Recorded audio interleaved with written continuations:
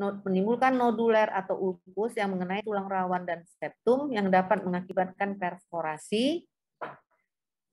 Khasnya adanya sekret mukopurulen dan krusta dan hidung tersumbat. Jadi kalau kita mau membedakan secara pasti, tadi kan sudah banyak berbicara tentang krusta, sekret mukopurulen.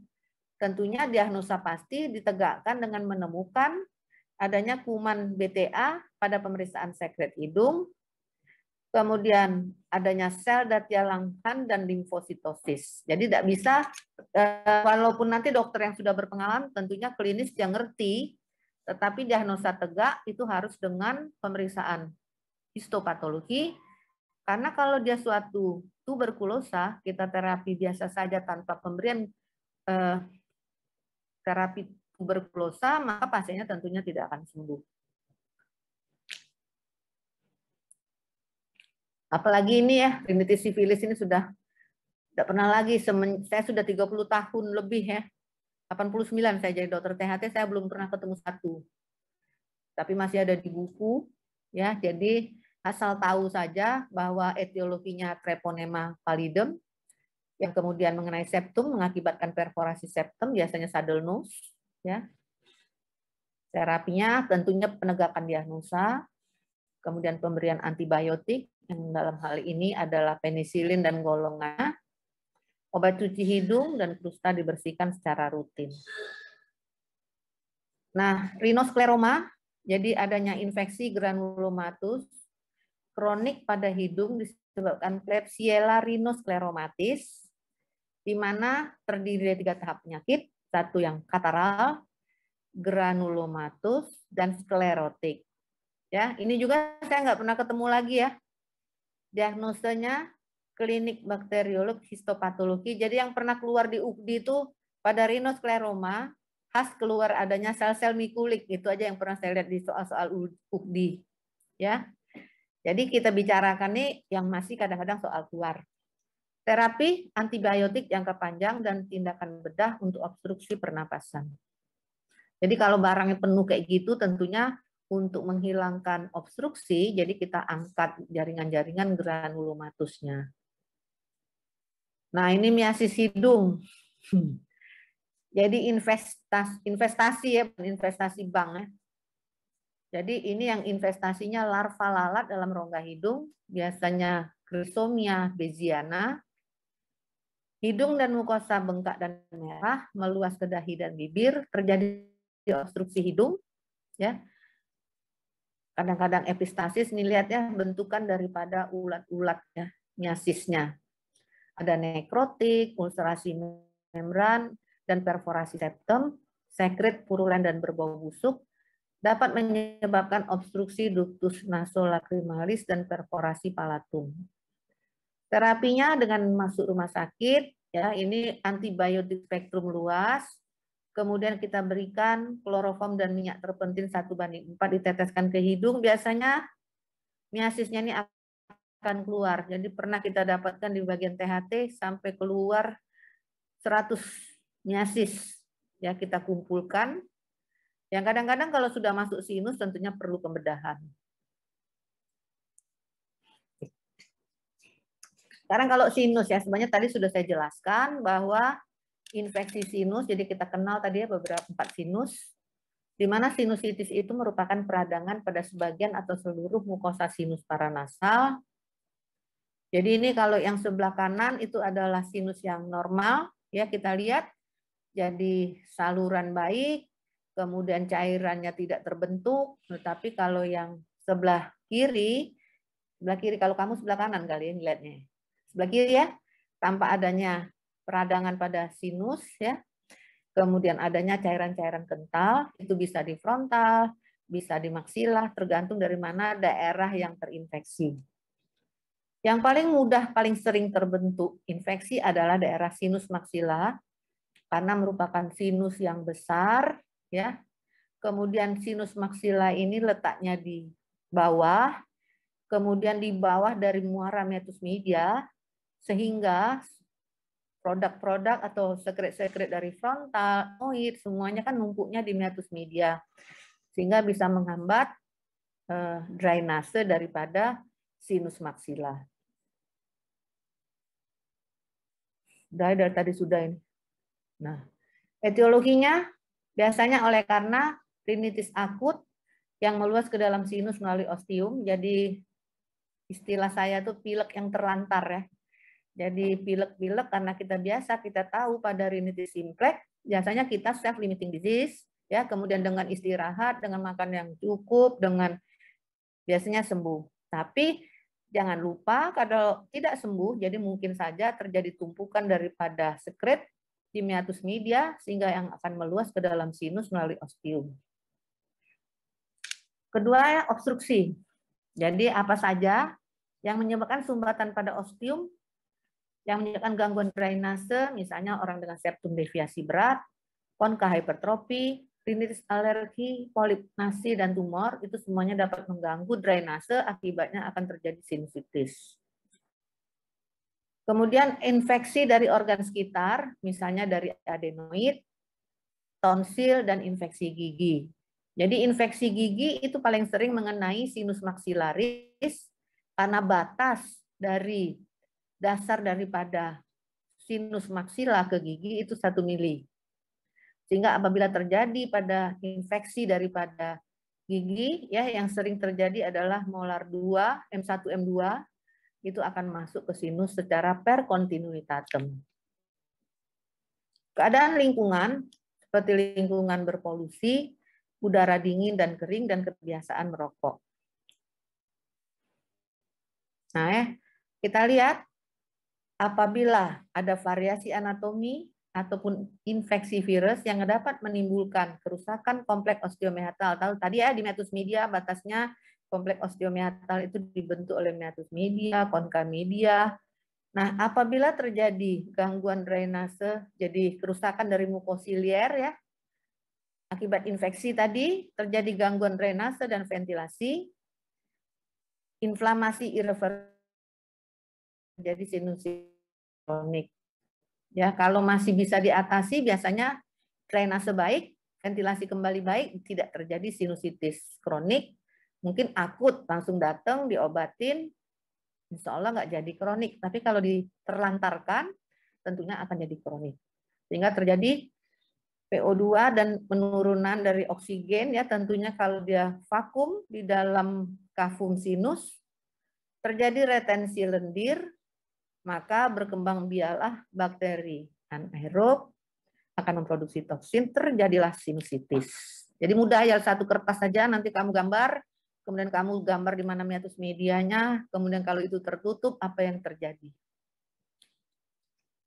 Kemudian konsensus 2004, jadi sebenarnya 2012 ya sudah ada ini membagi sinus sama saja tapi sinusitis akut timbul sampai 4 minggu, 4 minggu sampai 3 bulan subakut, kronik lebih dari 3 bulan. Kalau kamu baca yang lebih baru boleh dirubah ya. Jadi ilmu itu selalu berkembang, sebenarnya sudah ada yang buku 2020, tapi masih sama ya yang hal-hal ini. Gejala dan tanda, keluhan utama sinusitis adalah hidung tersumbat disertai rasa nyeri, tekanan pada wajah, dan adanya ingus yang kental yang seringkali turun ke tenggorok atau postnasal drip. Dapat disertai gejala sistemik seperti demam. Keluhan nyeri atau rasa tekanan di daerah sinus yang terkena itu khas pada sinusitis akut. Jadi di mana posisi terjadinya. Dan kita sebenarnya bisa menjadikan nanti ya. Jadi kadang-kadang ada nyeri alih, revertnya. Jadi kalau sinusitis maksilaris, kamu tekan di kanan kiri dari muka. Kalau nyeri di belakang bola mata itu ethmoid sinus. Nyeri di dahi atau seluruh kepala frontalis. Nyeri di vertex occipital, daerah mastoid itu sinusitis sphenoid. Dan gejala lain adalah sakit kepala, hiposmia, anosmia, halitosis, dan postnasal drip.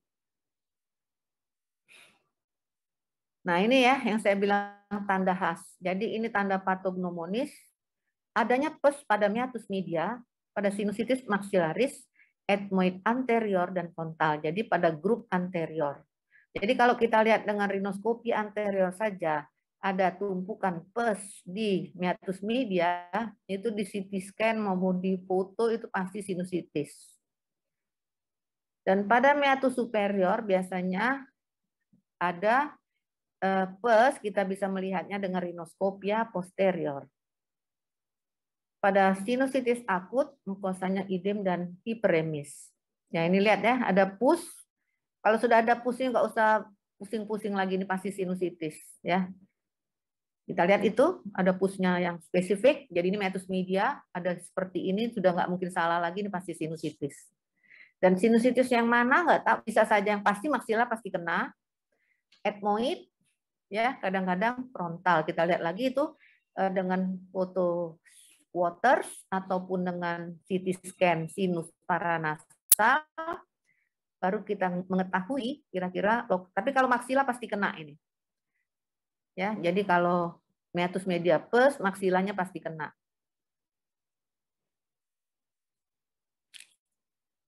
Nah, kan belum ngomong lah tuh. Pemeriksaan penunjang, foto polos dan CT scan.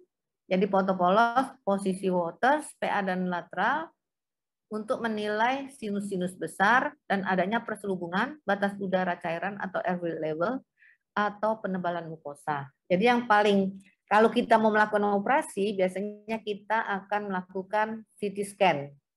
Karena kita akan mempelajari anatomi ya dengan jelas, bentukan-bentukan perluasan dari infeksi untuk melakukan operasi.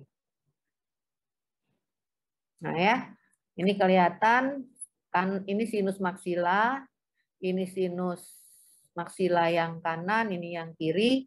Kemudian ini etmoidnya, lihat ya, etmoidnya juga berselubung.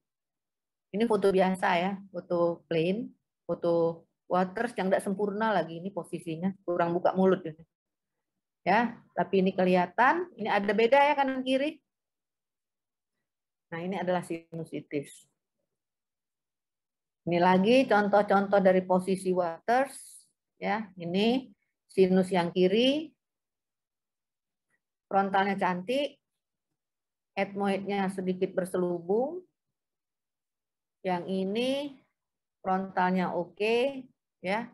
Maksilanya normal. Yang di sini lihat maksila kanan, etmoid kena, frontalnya cantik, ya. Ini foto sederhana ya, Waters.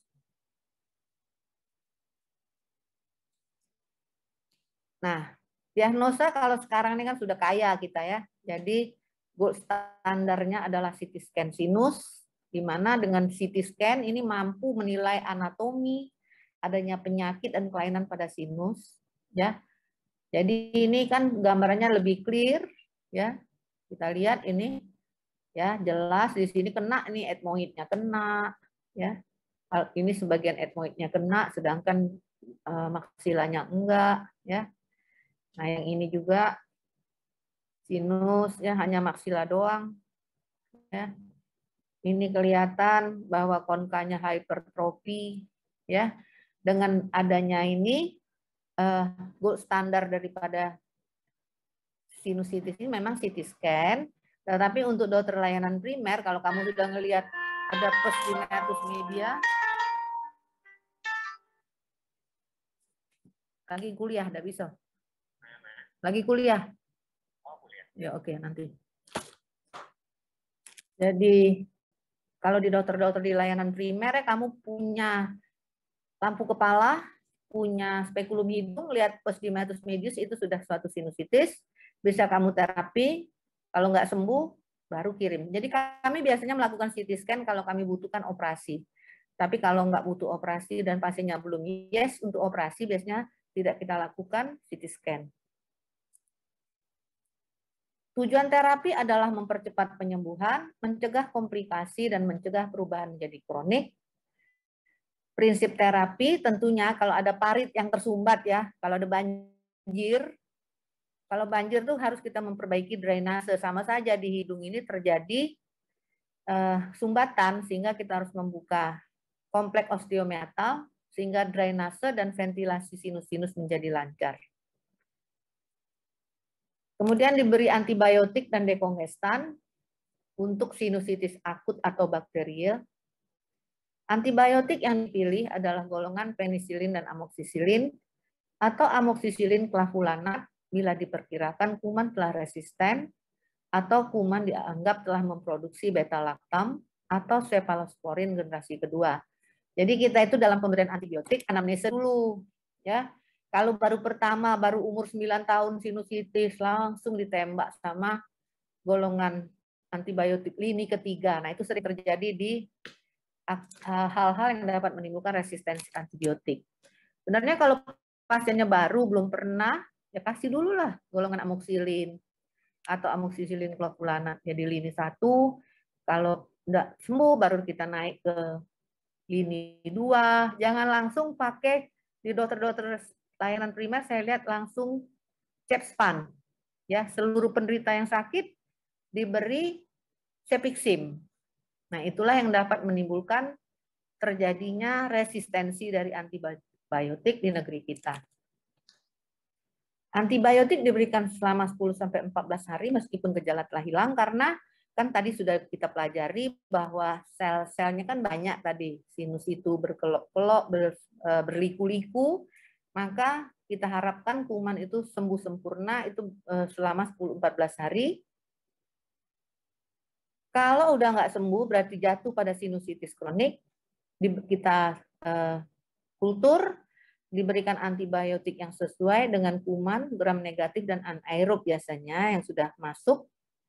Kemudian dapat diberi analgetik, mukolitik, steroid topikal atau oral, dan pencucian rongga hidung dengan NaCl atau diatermi. Jadi ini kita lihat ya, jangan jangan nggak milih kalian. Lihat dulu, ini saya ini stadiumnya sinusitis akut kah atau yang kronik kah? Kalau akut, ya akut tentunya kita terapi ya sebagai antibiotik, analgetik. Nah, kita lihat kalau dia membaik, kita lihat lagi apakah ada fokal infeksi dari tempat lain. Ya, kita lihat gigi geligi, kemudian kamu lihat septumnya kah, deviasi kah, apakah ada polip, ya. Jadi jangan seperti mesin. Jadi seperti bengkel ya, ban pecah, tambal ban, bukan begitu cara terapi. Jadi dokter itu harus holistik. Irigasi sinus maksila merupakan terapi yang sangat bermanfaat, ya. Imunoterapi kalau kita duga pasien menderita kelainan alergi. Jadi kalau pasiennya alergi yang berat, kita nggak anamnesa dengan baik, nggak periksa yang baik, sinusitisnya kambuh-kambuh juga, walaupun sudah kamu melakukan operasi. Nah, sekarang ya kita sering melakukan bedah sinus endoskopi fungsional atau BSEF, atau kalau FAST kamu baca Functional Endoscopy Sinus Surgery. Indikasinya adalah sinusitis kronik yang tidak membaik setelah terapi adekuat, sinusitis kronis dengan kista atau polip, dan adanya komplikasi sinusitis dengan jamur. Jadi kalau jamur ya kita harus operasi ya, karena nggak tuntas nanti. Ya, kita nggak bisa mengambil utuh. Komplikasi telah menurun sejak adanya antibiotik, tapi masih ada laporan ya, masih ada juga kita temukan di poliklinik RSMH, komplikasi pada sinusitis akut atau sinusitis kronik berupa komplikasi ke orbita. Kalau kita lihat anatominya tadi ya, sangat dekat, lamina papiracea itu sangat dekat dengan sinus etmoid, ya, sehingga sering akibat sinus etmoid, frontal dan maksila berupa edema palpebra, abses superiosteal, abses orbita, dan trombosis sinus cavernosus. Datang-datang pasiennya matanya menonjol, sama mata dikirim ke THT, kita harus cari apakah itu bukan suatu komplikasi dari sinusitis. Kita lihat, biasanya di metus medianya penuh, kita tembak dulu antibiotik segala macam, and then kalau sudah infeksinya reda, kita lakukan CT scan. Komplikasi intrakranial bisa terjadi meningitis, abses ekstradural atau subdural, abses otak atau trombosis sinus cavernosus. Karena kita lihat ya posisi daripada sinus tadi, batas-batasnya ke intrakranial, ke mata, itu semuanya adalah sangat dekat.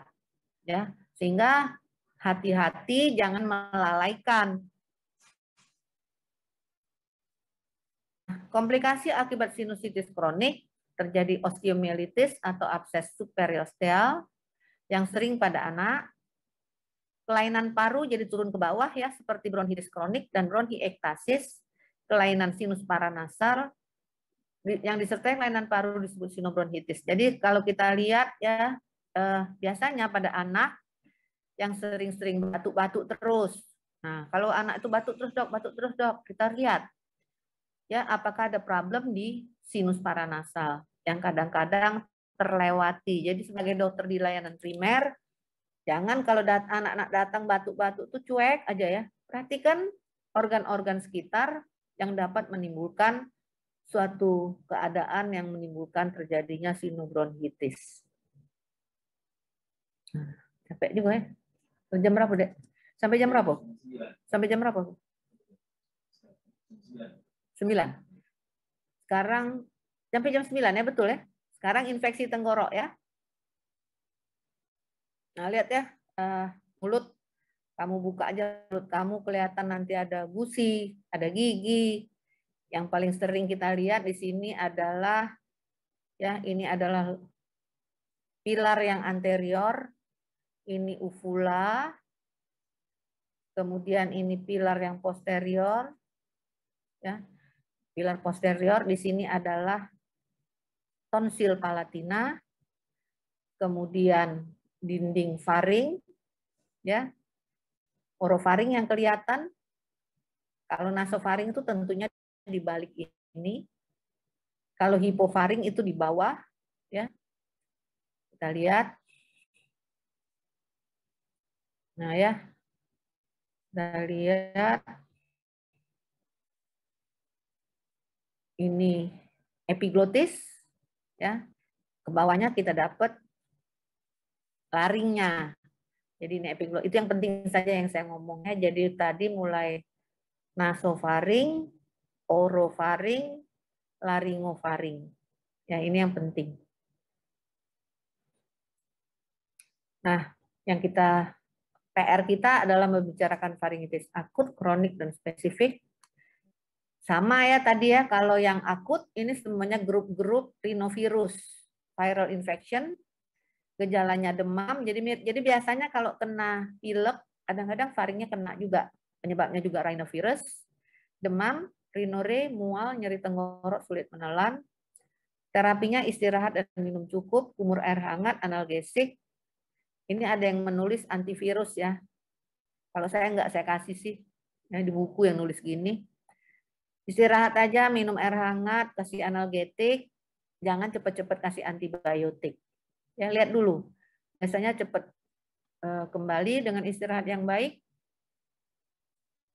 Kalau bakteri, nah itu baru berpikir. Ya, yang sering disebabkan oleh grup A Streptococcus beta hemolytic dengan gejala nyeri kepala hebat, muntah, demam, kadang-kadang batuk. Tapi kalau sekarang hati-hati ya, kalau ada faringitis, kita harus juga jangan lupa memikirkan adanya COVID-19. Ya, jadi hati-hati. Kalau dulu kita nggak berpikir ke sana, jadi walaupun di situ diceritakan kan juga viral bisa menyebabkan, tapi kalau sekarang salah satu dari gejala COVID-19 adalah faring, infeksi faringnya. Nah, kemudian ada yang menjadikan satu ya, tonsil dengan faring. Jadi di ICD-9 itu nomor gejala penyakit, ada yang menaruh faringitis sendiri, ada yang tonsilofaringitis. Nah, yang khas kalau tonsilnya besar, ya ini tonsil, faringnya merah, tonsilnya merah dan besar, ya faring dan tonsilnya hiperemis. Kadang-kadang ada ptehiae di palatumnya, ada bintik-bintik ya. Kemudian kelenjar limfanya membesar, kenyal dan nyeri. Ini tanda-tanda infeksi bakteri. Ya. Terapinya adalah antibiotik, jadi penisilin dan keturunannya, amoksisilin. Kalau nggak bisa eritromisin, kortikosteroid, lihat situasi. Kalau terjadi edema daripada palatum, edema yang hebat, baru main. Analgetik, kumur air hangat, dan antiseptik. Jadi antibiotik ini sama saja ya, kembalinya kita biasanya grup yang cocok itu adalah golongan penisilin. Nah, kita lihat sekarang yang jamur. Jamur ini khas. Sebenarnya jamur ini mudah dikenal ya, banyak bintik-bintik. Nah, seperti ini. Ya. Kotor. Jadi kalau yang putih-putih, ada yang kecoklatan, biasanya yang sering adalah Candida. Ya, sehingga kita berikan nistatin ya. Nah, kemudian yang gonorea. Gonorea ini yang melakukan kontak orogenital itu, makanya kalau kita lihat gambaran seperti ini kita akan bingung ya. Ini kan bisa saja terjadi pada gejala-gejala faring yang lain. Nah, diagnosanya akan tegak apabila kita mengambil usapan daripada tenggorok ya. Biasanya kita dapatkan golongan kuman daripada gonorea ini Diplococcus. Nah, sekarang kronik hiperplastik. Ya, kita lihat bahwa di daerah dinding belakang ini tebal, ya, granul-granulnya menebal, lebar. Ini akibat dari kronik faringitis. Jadi dia hiperplasi. Kita perhatikan kalau faringnya aktif seperti ini, kemungkinan kita harus lihat hidungnya. Biasanya kalau obstruksi hidung, maka kita banyak bernafas melalui mulut, ya, sehingga aktivasi daripada mukosa daripada faring ini menjadi hiperaktif, sehingga granul-granul ini akan melebar. Ya, terapinya kalau ini kan sangat mengganjal, maka ini dikaustik. Dikaustik ya.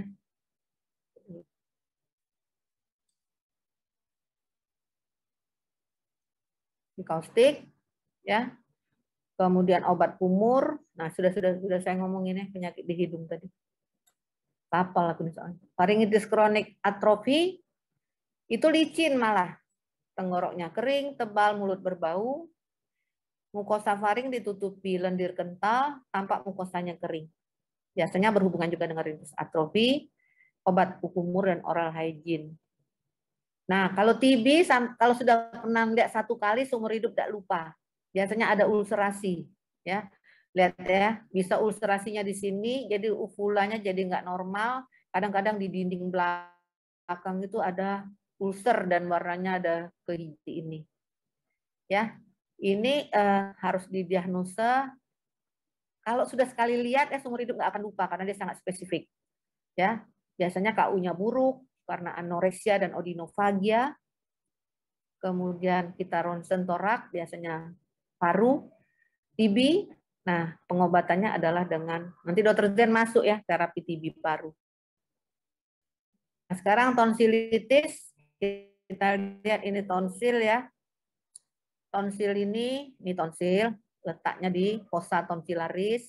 Dia punya gradasi, kita lihat ini. Aduh my God.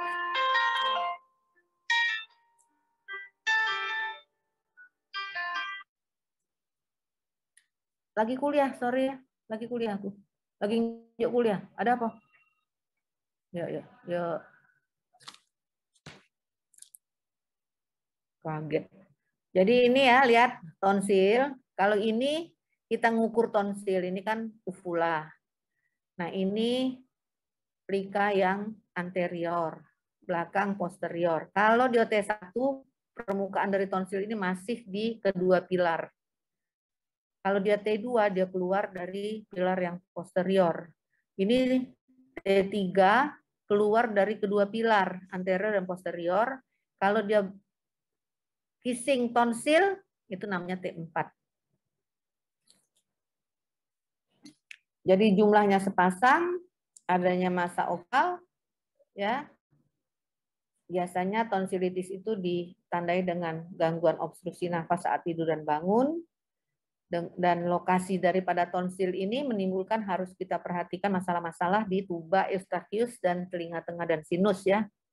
Kita punya yang namanya adenoid itu letaknya di sini, tonsil tuba di sini dekat tuba eustachius, tonsila palatina yang tadi saya sebut, yang kita satu lagi di belakang lidah yang ada benjol-benjol di belakang lidah yang pasiennya suka bingung ini apa sih, sebenarnya itu adalah lingual tonsil.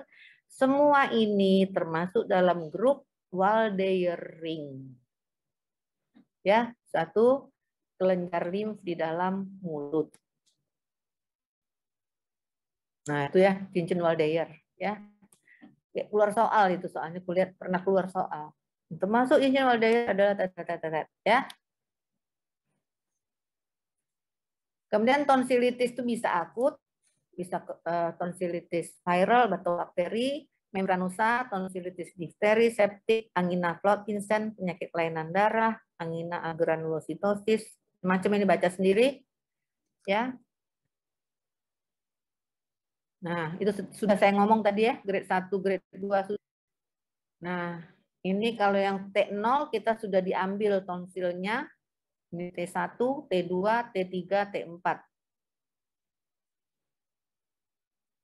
Kalau viral, biasa bisa oleh karena Epstein-Barr virus, Haemophilus influenza, Coxsackie virus, ya. Terapi ya kalau yang namanya virus ya istirahat, minum cukup, analgetik, antivirus. Bakteri, ya, nah ini yang mesti hati-hati. Yang sebabnya adalah hemolytik A. Ini yang sering takut dengan toksinnya yang bisa menimbulkan komplikasi ke tempat lain yang suka dicari oleh bagian-bagian penyakit dalam, misalnya kelainan jantung, ada reuma faktor yang disebabkan oleh toksin dari Streptococcus beta hemolytic. Kemudian pneumococcus, Streptococcus viridans, Streptococcus pyogenes. Gejalanya nyeri tenggorok dan nyeri telan, demam, lesu, nyeri sendi, dan tidak nafsu makan, otalgia. Terapi antibiotik, antipiretik, dan obat kumur. Ya, tonsilitis bakteri. Terdapat gambaran detritus yang jelas. Jadi kalau dia seperti pulau, namanya lacunaris. Kadang dia seperti folikel-folikel, folikularis. Nah ini, yang titik-titik tadi ya, itu namanya folikularis tuh. Ya. Kalau difteri itu khas, ya, ada bercak, jadi termasuk grup tonsilitis nosa. Khasnya membrannya itu nanti bercak putih kotor, membentuk membran semu, meluas, jadi dianya khasnya tidak di satu tempat.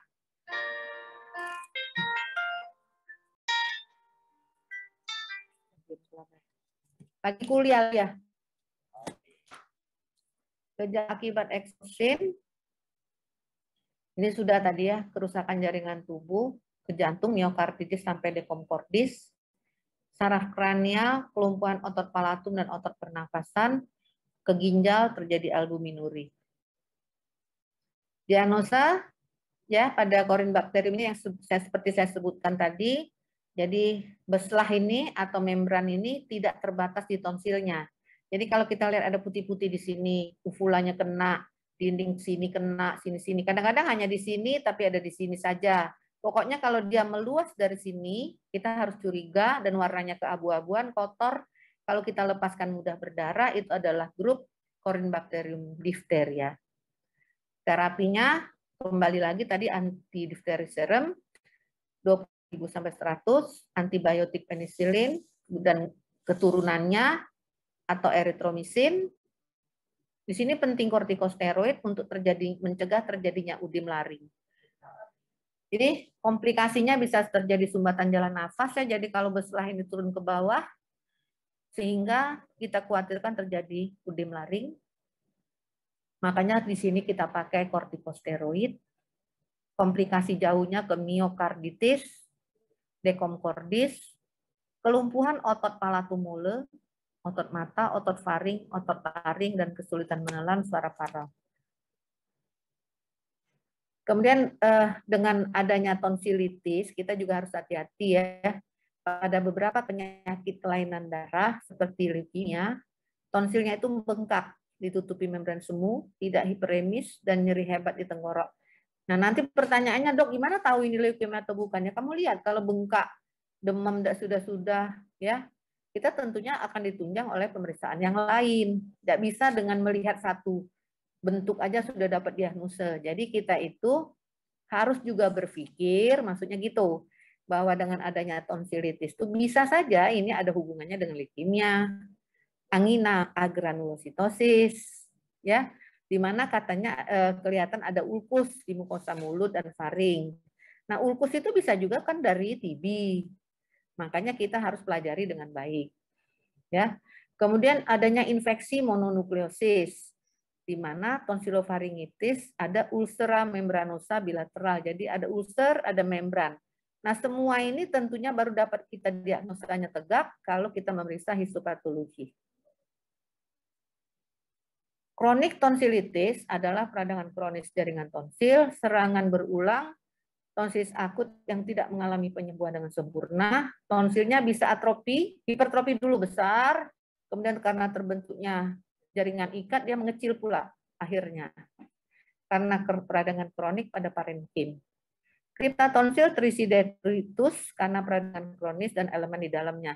Jadi kalau kita lihat kronik tonsilitis, kita khas spesifiknya adalah tonsilnya itu besar, kadang-kadang besar, kemudian biasanya ada perekatan ke dinding belakangnya, ya ke, nih lihat ya, ada kemudian pembuka detritusnya, ada detritus, kriptanya ini lebar-lebar ya, lubang-lubang ini gede. Ini kronik tonsilitis. Kemudian kita lihat limfnya, limf regionalnya biasanya membesar tapi tidak nyeri tekan. Kalau yang akut membesar nyeri tekan. Kalau yang akut kriptanya ini enggak lebar-lebar ya.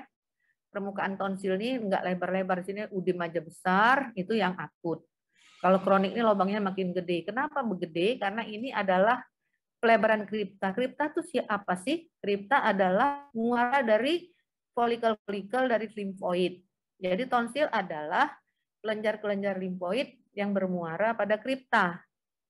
Dengan sendirinya barang yang sering dilalui lubang jadi lebar ya. Tapi kalau jarang radang, maka pelikanya tidak melebar.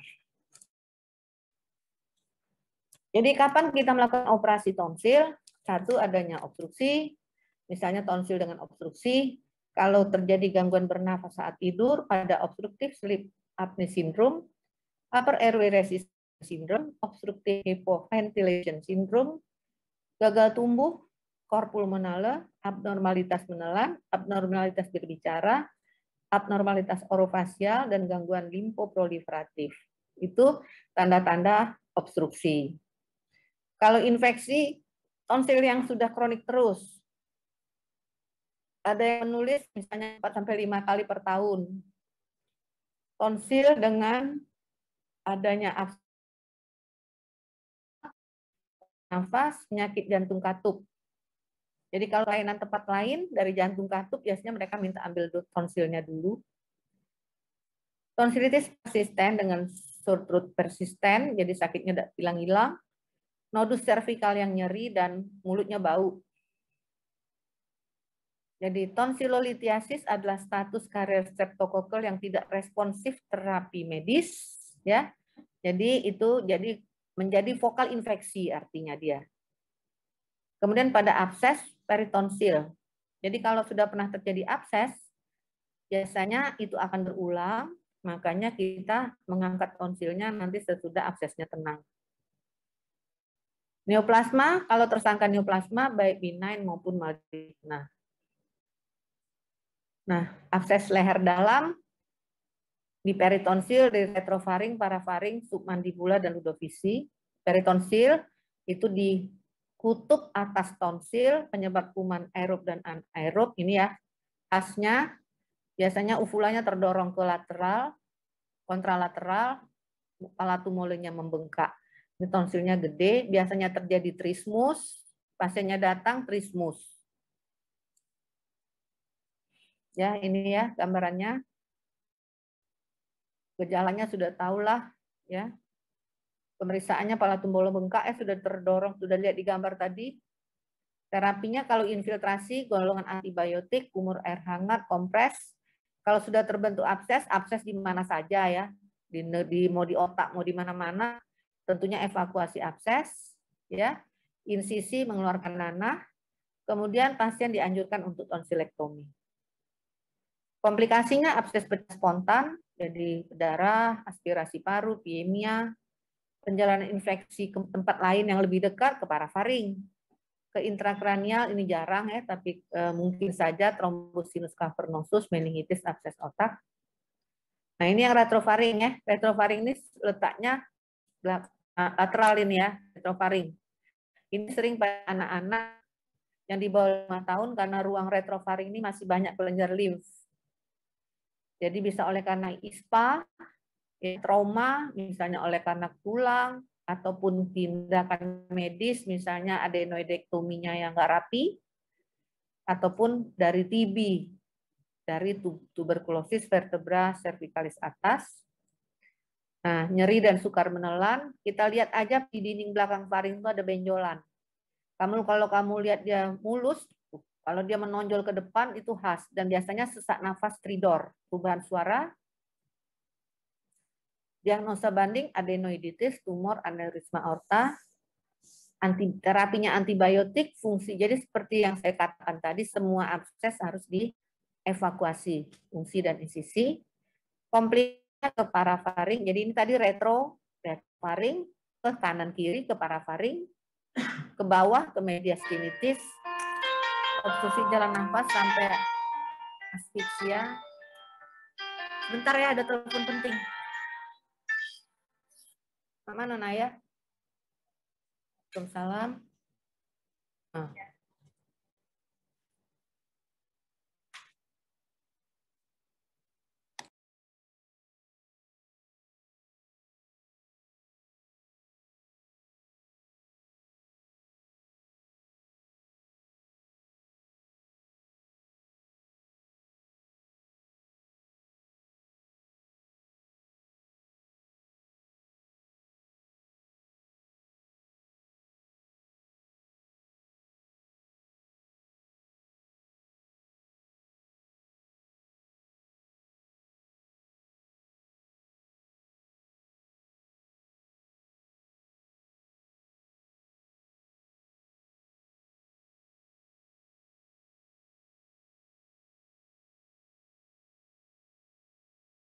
Budi bang, Budi kau. Dan ini diagnosa banding ya. Ini sudah. Budak galak dia dek. Galak pindah. Nah ini. Oke. Ini gambaran X-ray pada abses retrofaring. Kita lihat itu ya, yang panas, tebal dia. Jadi biasanya kalau retrofaring itu kita bikin foto lateral.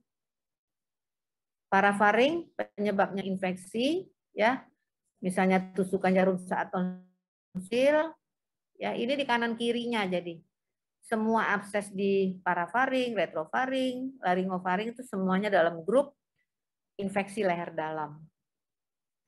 Nah ini ya kalau yang parafaring pas. Nih gejalanya kelihatan sih dari luar, tapi kita perlu meronsen jaringan lunak, AP dan CT scan leher untuk melihat kedalaman dari abses. Jadi infeksi leher dalam itu dalam. Jadi kalau kita melakukan aspirasi, jarum 10 cc itu masuk ke semuanya. Karena lapisan daripada visceral daripada leher itu sangat tebal. Nah, submandibula biasanya karena gigi ya. Penyebabnya infeksi gigi, maring kelenjar limfa submandibula, demam, nyeri leher, dan lidah. Terapinya antibiotik, parenteral dosis tinggi, evakuasi abses. Angina ludovisi, yaitu infeksi ruang submandibula berupa selulitis dengan tanda khas, pembengkakan seluruh ruang submandibula. Jadi sama aja ya bentuknya, pokoknya semua abses di daerah laring bawah.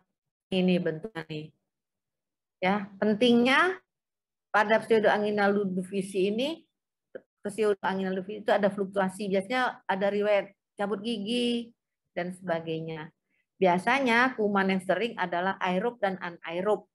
Nah, terapinya pasti sama lagi, pasti evakuasi, ya.